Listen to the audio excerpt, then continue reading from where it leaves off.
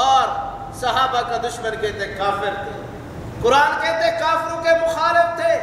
صحابہ کا دشمن رافضی کہتے وہ کافر تھے والعیاذ باللہ، قرآن کہتے رحماء تھے، دشمن کہتے رحماء نہیں تھے،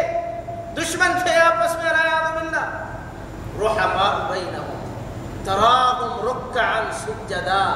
عظمت دیکھیے، ایک ایک لفظ، ایک ایک جملہ، ایک ایک کلمہ صحابہ کی عظمت کو بیان کر رہا ہے۔ تراہم رکعا سجدا،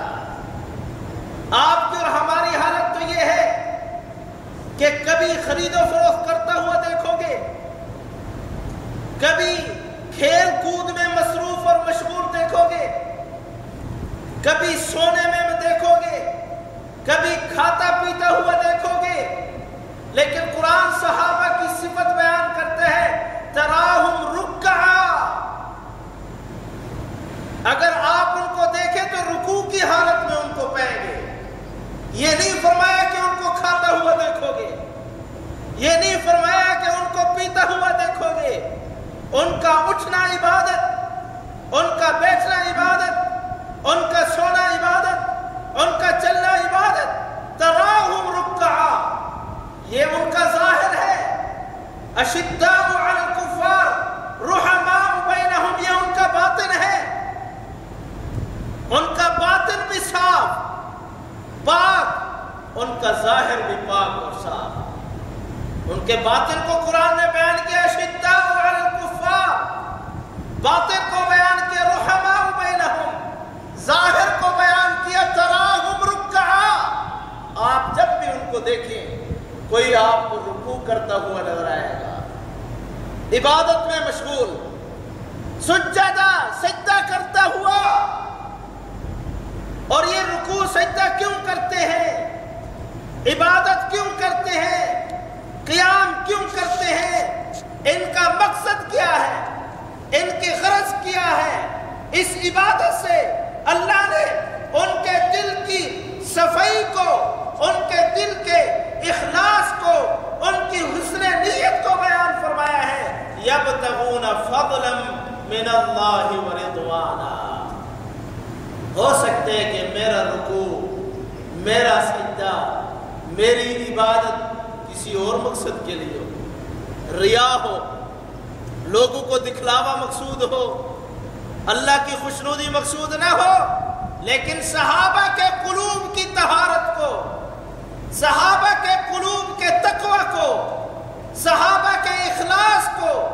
صحابہ کی حسن نیت کو قرآن نے بیان فرمایا یبتغون، وہ چاہتے ہیں، ڈھونڈتے ہیں، جستجو ہے کس چیز کی؟ فضلا من اللہ، اللہ کے فضل کی، دنیا داروں سے کوئی مقصد نہیں ان کو، ورضوانا، اللہ کی خوشنودی حاصل کرنے کے لیے، سیماہم فی وجوہہم من اثر السجود، کسی کی پیشانی پر مسکینی کے آثار ہوں گے، کسی کی پیشانی پر غربت کے آثار ہوں گے، کسی کی پیشانی پر فقر کے آثار ہوں گے، کسی کی پیشانی پر ذلت کے آثار ہوں گے، اور صحابہ کی پیشانیوں پر کیا آثار ہیں، ان کے چہروں سے کیا معلوم ہوتا ہے، کیا جھلکتی ہے؟ فرمایا من اثر السجود، ان کی پیشانیوں پر، ان کے چہروں پر سجدوں کے نشانات ہیں، دن میں سجدے، رات میں سجدے، تراہم رکعا سجدا یبتغون فضلا من اللہ ورضوانا سیماہم فی وجوہہم، یہ ان کی شناخت بن گئی، من اثر السجود، اتنی کثرت سے سجدے، اتنی کثرت سے عبادت، اتنی کثرت سے اللہ کی بارگاہ میں عاجزی، تذلل، تخشع، تضرع، انکساری، کہ چہروں پر، پیشانیوں پر عبادت کے نشان پڑ گئے، سجدوں کے نشان پڑ گئے۔ ذالک مثلہم فی التوراۃ، یہ مثال ان کی، یہ اوصاف ان کی، یہ خوبیاں ان کی، یہ فضیلت ان کی تورات میں بھی ہے، صرف قرآن میں نہیں، اللہ نے پیغمبر وَمَثَلُهُمْ فِي الْإِنْجِيلِ كَزَرْعٍ أَخْرَجَ شَطْأَهُ فَآزَرَهُ، اور انجیل میں ان کی کیا خوبیاں ہیں؟ کزرع، جیسے کھیتی، اخرج شطأہ، جس نے اپنی کومپل کو نکالا، اپنے انخوا کو نکالا، کزرع اخرج شطأہ، جب دانہ زمین میں ڈالا جاتا ہے اور زمین اس دانے کو اپنے اندر لیتی ہے اور پھر وہ دانہ پھٹتا ہے، اس دانے سے ایک باریک سی کومپل نکلتی ہے، ایک باریک سی سوئی نکلتی ہے اور وہ زمین کو پھاڑتے ہوئے نکلتی ہے کہ زرع اخرج شطأہ فآزر، پھر وقت گزرتے گزرتے وہ کھڑی ہو جاتی ہے، فآزر، اس کو کھڑا کر دیتی ہے، اور پھر فاستغلظ فاستوى،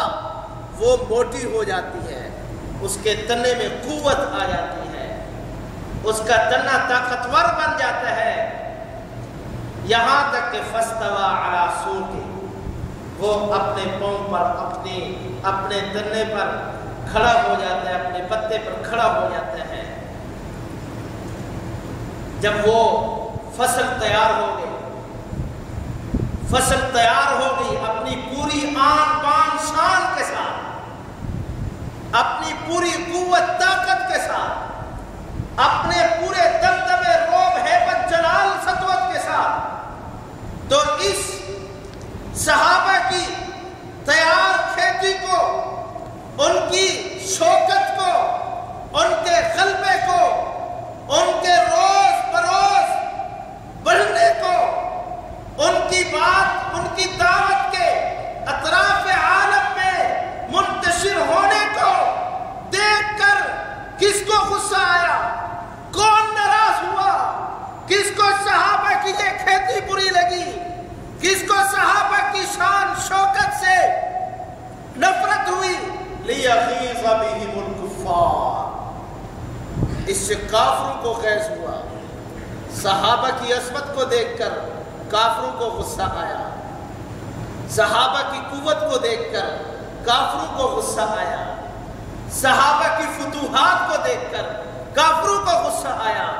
صحابہ کی منقبت کو دیکھ کر کافروں کو غصہ آیا۔ اس کا مطلب یہ ہے کہ جو صحابہ کی عظمت سے جلتا ہے وہ کافر ہے، جو صحابہ کے غلبے سے جلتا ہے وہ کافر ہے۔ میں نہیں کہتا، قرآن کہتا ہے لِيَغِيظَ بِهِمُ الْكُفَّارِ۔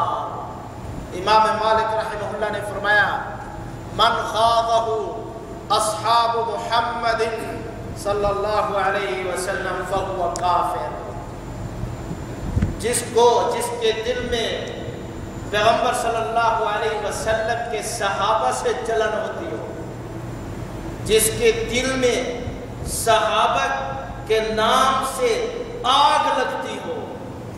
اور ان کو صرف دل سے آگ نہیں لگتی، وہ ماتم بھی آگ پر کرتے ہیں صحابہ کے جو دشمن ہیں۔